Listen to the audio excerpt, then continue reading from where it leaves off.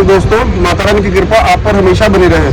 जैसा कि हमने आपको पहले बताया था कि हम बहुत जल्दी माता के दरबार जाने वाले हैं, तो आज हम अपने घर से निकल चुके हैं। सबसे पहले हमने ट्रेन पकड़ी अपने जलंधर सिटी से, जो कि हमको पठानकोट तक लेके जाएगी। जैसा कि आप देख सकते हैं, परिवार के सभी सदस्य सफर का आनंद ले रहे हैं। हमें बहुत दिन से इंतजार था कि माता रानी हमको बुलावा भेजे और हम माता रानी के दरबार में जाएं। आखिरकार इतना इंतजार करने के बाद आज वो दिन आ ही गया कि माता रानी ने हमको अपने दरबार में बुलाया। इस सफर में सबसे ज्यादा बच्चे खुश थे कि उनको माता रानी ने अपने दरबार में बुलाया है, क्योंकि माता अपने बच्चों को बहुत ज्यादा प्यार करती है और बच्चे भी बहुत खुश हैं कि उनको माता रानी ने अपने दरबार में बुलाया है। ये ट्रेन हमको पठानकोट तक लेके जाएगी। पठानकोट के बाद हम अपनी ट्रेन को चेंज करेंगे, जो कि हमको कटरा शहर पहुंचाएगी। और कटरा पहुंचकर सबसे पहले हम माता रानी का धन्यवाद करेंगे कि माता रानी ने हमको अपने दरबार में बुलाया। बोलो जय माता दी। तो फाइनली दोस्तों, हम कटरा स्टेशन पहुंच चुके हैं। रात को हमने जो जलंधर सिटी से ट्रेन ली थी, वो हमको पठानकोट तक लेके गई। ट्रेन में भारी रश होने के कारण हमने पठानकोट से जब ट्रेन पकड़ी, वो हमको उधमपुर तक लेके आई और उधमपुर से हमको दोबारा ट्रेन चेंज करनी पड़ी। अब रेलवे स्टेशन से निकलकर हम जाएंगे फुहारा चौक और फुहारा चौक पर जाकर अपना RFID कार्ड बनवाएंगे। तो फाइनली हमने अपना RFID कार्ड बनवाया और पूरे परिवार के साथ यात्रा की ओर आगे बढ़े। आगे जाकर हम पहुंचे फ्रिस्किंग पॉइंट पे, जिसका अब नया नाम स्वागतम द्वार रखा गया है। भक्तों की बहुत ज्यादा रौनक थी और लंबी लंबी लाइनें लगी हुई थी। इस गेट पर हमने सबसे पहले अपना RFID कार्ड चेक करवाया और अपने सामान की जांच करवाई। और आगे बढ़ते हुए भक्तों की संख्या आप देख ही सकते हैं कि कितनी रौनक लगी हुई है। भक्त भी माता का जयकारा लगाते हुए आगे बढ़ रहे थे। सभी भक्तों के साथ हमने भी माता रानी के जयकारे लगाए और स्वागतम द्वार से बाहर निकले। बाहर निकल के हमको भक्तों की बहुत ज्यादा रौनक देखने को मिली। जैसा कि आप सबको पता है, नवरात्रे हैं। नवरात्रों में भक्तों की बहुत ज्यादा भीड़ माता रानी के दरबार पर आती है। आगे जाकर हम सुब्रा भवन में हलवे चने का प्रसाद ग्रहण करने लगे और प्रसाद ग्रहण करने के बाद हम पहुंचे बाणगंगा। बाणगंगा में पानी इस वक्त बहुत कम था, तो हमने नहाने का प्लान कर दिया कैंसिल। सोचा कि जाकर भवन पर ही स्नान करेंगे। हर बार की तरह इस बार भी हम यहाँ पर कुछ देर विश्राम करना चाहते थे, तो हम अपने पूरे परिवार के साथ यहाँ पर बैठ गए आराम करने के लिए। पर हमारे परिवार के छोटे छोटे बच्चे कहाँ मानने वाले थे। वो निकल पड़े स्नान करने के लिए और उन्होंने बहुत सारी मस्ती की। और कुछ टाइम यहाँ पर बिताने के बाद हम बाथिंग घाट से बाहर निकले। बाथिंग घाट से कुछ दूर आगे जाने के बाद हम पहुंचे चरणपादुका मंदिर। चरणपादुका मंदिर में हमने माता रानी के दरबार में अपना शीश झुकाया और माता रानी का आशीर्वाद लिया और पूरे परिवार के साथ यात्रा की ओर आगे बढ़ गए। आगे बढ़ते हुए बच्चों के साथ हमने बहुत सारी मस्ती की और काफी देर तक चलते हुए हम आगे पहुंचे अर्धकुंवारी के करीब। अर्धकुंवारी से थोड़ा सा पीछे हमको एक कटरा का व्यू पॉइंट आता है, जहां पर कटरा शहर बहुत ही सुंदर नजर आता है। यहाँ पर श्रद्धालु खड़े होकर अपनी सेल्फी क्लिक करवाते हैं और ढेर सारी फोटोएं अपने कैमरे में कैद करते हैं। हम भी यहाँ पर कुछ देर रुके और अपने परिवार के साथ फोटो खिंचवाई और निकल पड़े आगे की ओर। आगे हम पहुंचे अर्धकुंवारी मंदिर, जहां पर भक्तों की बहुत ज्यादा संख्या थी और भक्त यहाँ पर बैठकर आराम कर रहे थे। ये सीढ़ियां पहले ओपन होती थी और हम यहीं पे हमेशा बैठते थे और अपने परिवार के मेंबरों का इंतजार करते थे। जब हमारा परिवार पूरा एकत्रित हो जाता था, तब हम यात्रा की ओर आगे बढ़ते थे। पर इस बार श्राइन बोर्ड की तरफ से यहाँ पर हॉल बनाया गया है।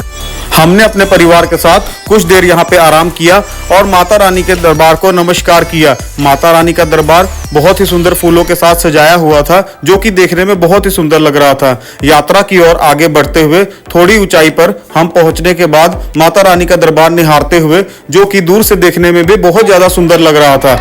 छोटे छोटे बच्चे यात्रा का आनंद लेते हुए, जिनमें कभी थकावट नहीं होती, क्योंकि माता रानी के लाल कभी नहीं थकते हैं। माता रानी ने उन्हें शक्ति ही इतनी दे रखी है कि माता रानी के दरबार में भागते भागते पहुंच जाते हैं। यात्रा करते हुए थोड़ी सी शाम हो चुकी थी और शाम में कटरा का दृश्य आप देख ही सकते हैं। धीरे धीरे जैसे जैसे अंधेरा हो रहा था, वैसे वैसे कटरा की लाइटें देखकर बहुत ही सुंदर लग रहा था। ये दृश्य है सांझी छत का, जहां पर श्राइन बोर्ड द्वारा हलवे चने का प्रसाद भी मिलता है। हमने यहां पर रुककर हलवे चने का प्रसाद ग्रहण किया और यात्रा की ओर आगे बढ़े। जैसे जैसे माँ का भवन करीब आ रहा था, बच्चों में मानो उत्साह ही बहुत ज्यादा हो गया था। माता के भवन की एक झलक देखने के लिए बच्चे बहुत उत्साहित हो रहे थे, पर उनके चेहरे पे थकावट बिल्कुल नहीं थी। वो तो मानो कि जैसे बहुत ही ज्यादा हर्ष और उल्लास में भरे हुए हैं। छोटे छोटे बच्चे आप देख ही सकते हैं, कितनी खुशी है इन बच्चों को कि हम माता रानी के दरबार में जा रहे हैं। हम भी बहुत ज़्यादा बेसब्र थे कि कब हम माता रानी के दरबार में पहुँचे और माता रानी के सुंदर सुंदर नज़ारे देखें। और ये माता रानी के दरबार की पहली झलक देखते हुए जैसे दिल को और ज़्यादा सुकून मिल गया हो। और थोड़ी दूर आगे जाकर जब माता रानी का पूरा दरबार नजर आता है तो मानो कि पूरी दुनिया मिल गई हो। स्वर्ग से सुंदर माता रानी का दरबार देखते हुए हम यात्रा में आगे बढ़े और आगे बढ़ने के बाद हमने देखा कि माता रानी के दरबार में भक्तों की भारी भीड़ और लाइनें लगी हुई हैं। लाइन इसलिए लगी हुई थी क्योंकि माता रानी की आरती चल रही थी और आरती के वक्त भक्तों की लाइन को रोक दिया जाता है, जो कि लाइन भैरव घाटी के रास्ते पर लगी हुई थी। हम यात्रा में आगे बढ़ रहे थे क्योंकि हमने माता रानी के दर्शन रात के समय में करने थे। रात के समय करने के कारण हम यहाँ पर जाकर विश्राम करने वाले थे। क्योंकि हर बार हम माता रानी के दर्शनों के लिए रात को ही जाते हैं, तो इस बार भी हम रात को ही माता रानी के दरबार में दर्शन करने के लिए जाएंगे। माता रानी की दरबार में हुई भव्य सजावट का आनंद लेते हुए हम आगे बढ़ रहे थे और हमारे परिवार के बच्चे, जिनमें अभी भी पूरा जोश था, माता रानी के जयकारे लगाते हुए आगे बढ़ रहे थे। हमारे परिवार के छोटे छोटे बच्चे भी माता रानी से बहुत ज़्यादा प्रेम करते हैं और जिनको माता रानी के दरबार में जाने की हमेशा लालसा रहती है कि कब माता रानी दरबार में बुलाए और हम माता रानी के दर्शन के लिए जाएं। माता रानी के दरबार में हुई भव्य सजावट जो कि बहुत ही प्यारी लग रही थी। जैसा कि आप सबको पता है, हमारा भी डेकोरेशन का काम है, तो पर ऐसी डेकोरेशन हमने अपनी ज़िंदगी में कभी नहीं की है। माता रानी की कृपा से जो उन्होंने हमें सिखाया वो हम ज़रूर कर रहे हैं, पर इतनी भव्य सजावट देखने को हमें सिर्फ इसी दरबार में मिलती है। मन को बहुत ज़्यादा शांति मिलती है कि हम माता रानी के दरबार में आए और माता रानी इस बार की तरह हर बार नवरात्रों में हमको अपने दरबार में ज़रूर और ज़रूर बुलाए। वैसे तो हम माता रानी के दरबार में अक्सर जाते रहते हैं, क्योंकि माता रानी जब हमें बुलावा भेजती है तब हम माता रानी के दरबार में पहुंच जाते हैं। और माता रानी की इतनी कृपा है कि माता रानी हमको बहुत जल्दी जल्दी अपने दरबार में बुलाती है और हम भी अपने पूरे परिवार के साथ निकल पड़ते हैं माता रानी के दरबार में दर्शन करने के लिए, जो कि बहुत ही सौभाग्य की बात है। हम माता रानी के दरबार में दर्शन के लिए जाते हैं। छोटे छोटे बच्चों का उत्साह आप देख ही सकते हैं कि कितनी ज़्यादा रौनक उन्होंने माता रानी के दरबार में लगाई हुई है। इसी तरह से पिछले नवरात्रों में भी इन्हीं छोटे छोटे बच्चों ने माता रानी के दरबार में बहुत सुंदर जयकारे लगाए और माता रानी के दरबार की रौनक को बढ़ाया, जिसकी वीडियो हमने अपने चैनल पे पहले से ही डाल रखी है।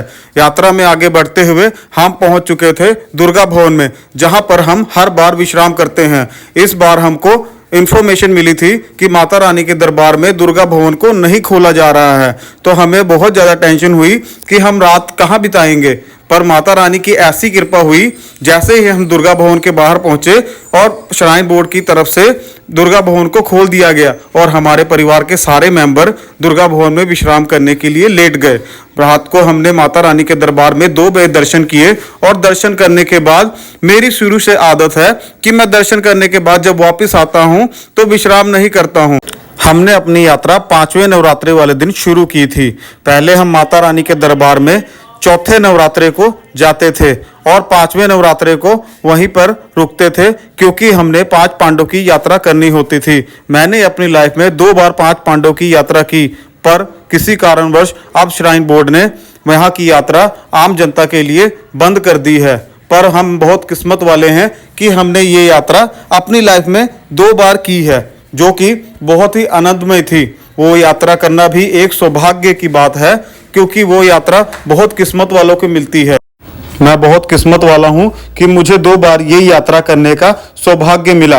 भवन पर घूमते घूमते सुबह हो गई थी, मुझे तो पता ही नहीं लगा। और भवन की रौनक को देखते हुए और भव्य सजावट को देखते हुए इतना आनंद आ रहा था कि मैं तो थकावट और नींद भूल ही गया था। रंग बिरंगे फूलों के साथ माता रानी के दरबार को सजाया हुआ था और माता रानी के अद्भुत अद्भुत स्वरूप जो कि देखने में बहुत ही प्यारे लग रहे थे। मुझे घूमने में इतना आनंद आ रहा था कि मैं कभी पार्वती भवन, कभी दुर्गा भवन, ऐसा करता करता मैंने 3-4 चक्कर लगाए और फैमिली मेंबर भी उठ गए थे। उनको अब आगे बढ़ने की जल्दी हो रही थी, तो हमने माता रानी को प्रणाम किया और माता रानी के दरबार में भव्य सजावट को देखते हुए और अपने कैमरे में बहुत सुंदर सुंदर तस्वीरें कैद करते हुए आगे बढ़ने लगे। जैसा कि हर बार छठे नवरात्रे को माता रानी के दरबार में एक बार फिर से फूलों को चेंज किया जाता है, तो इस बार भी छठे नवरात्रों को माता रानी के दरबार में फूलों को चेंज किया जा रहा था। आप देख ही सकते हैं कि माता रानी के दरबार में काफी जगह पर सजावट को उतारा गया है। अब उतारने के बाद दोबारा से माता रानी के भगत जो माता रानी के दरबार में सेवा करते हैं वो दोबारा से फूलों को लगाने में लगे हुए हैं। माता रानी के दरबार को बहुत ही सुंदर सुंदर रंग बिरंगे फूलों के साथ सजाया जाता है, पर कुछ भगत इस सजावट में से फूल निकालकर माता रानी की सजावट को खराब कर देते हैं। सभी भक्तों से यही प्रार्थना है कि कभी भी माता रानी के दरबार में हुई सजावट के फूलों को ना निकालें। आप सभी भक्तों को एक बात बता दूं कि ये मैंने कोई इन्फॉर्मेटिव वीडियो नहीं बनाई है, क्योंकि जो माता रानी के दरबार में रेगुलर आते हैं उन भक्तों को दरबार के बारे में पूरी इंफॉर्मेशन है। अगर आपकी कोई क्वारीज है तो कमेंट बॉक्स में आप मुझसे पूछ सकते हैं। ये मैंने सिर्फ अपनी यात्रा और अपना अनुभव आपके साथ शेयर किया है। भवन की रौनक देखने के बाद और माता रानी के दर्शन करने के बाद आगे हम अपने परिवार के साथ निकल पड़े भैरव घाटी। जैसा कि माता रानी ने कहा था कि मेरे दर्शन के बाद जो भगत भैरवनाथ के दर्शन करेगा उसी की यात्रा सफल होगी, तो हम अपनी यात्रा सफल करने के लिए पूरे परिवार के साथ निकल पड़े भैरवनाथ दर्शन करने के लिए। हमने बारी बारी भैरवनाथ के दरबार में दर्शन किए और माता रानी के दरबार के व्यू पॉइंट से माता रानी के दरबार को एक बार फिर से नमस्कार किया और वापसी कटरा की ओर प्रस्थान करने की तैयारी बनाई। तो हमारे परिवार के बच्चे मन के सच्चे अभी भी थकावट महसूस नहीं कर रहे थे और बहुत ही जोश से नीचे उतरने की तैयारी में थे। भैरव घाटी में हमने अपने परिवार के साथ कुछ देर विश्राम किया और व्यू पॉइंट से एक बार फिर से माता रानी के दरबार को नमस्कार किया और माता रानी से विनती की कि माता रानी अपने दरबार में हमको फिर से बहुत जल्दी बुलाना और अपने दर्शन देना, क्योंकि दर्शन करने के बाद जब हम घर जाते हैं और घर जाकर सिर्फ 1 या 1.5 महीना ही व्यतीत करते हैं और दोबारा से यही सोचते हैं कि माता रानी अपने दरबार में हमको कब बुलाएगी, माता रानी हमको अपने दरबार में कब बुलाएगी। हम काफी देर से तैयारी कर रहे थे कि नीचे कटरा की ओर प्रस्थान करें, पर पता नहीं क्यों हमारा नीचे जाने को मन ही नहीं कर रहा था। बस व्यू पॉइंट से माता रानी के दरबार को कुछ देर बाद देखते जा रहे थे, परंतु घर तो हमको वापस आना ही था और हमने तैयारी बनाई वापसी की। तो हम पहुंच गए सांझी छत आके हमने एक बार फिर से हलवे और चने का प्रसाद ग्रहण किया और चाय पी। हमारे परिवार के कुछ मेंबरों ने व्रत रखा हुआ था, तो इस जगह पर हमको व्रत का भी कुछ खाने को मिल गया और वापसी हम पहुंचे अर्धकुंवारी में हमने कुछ ही देर आराम किया और वापसी कटरा की ओर चल पड़े, क्योंकि कटरा वापस आकर हमको आज के आज ही ट्रेन पकड़नी थी।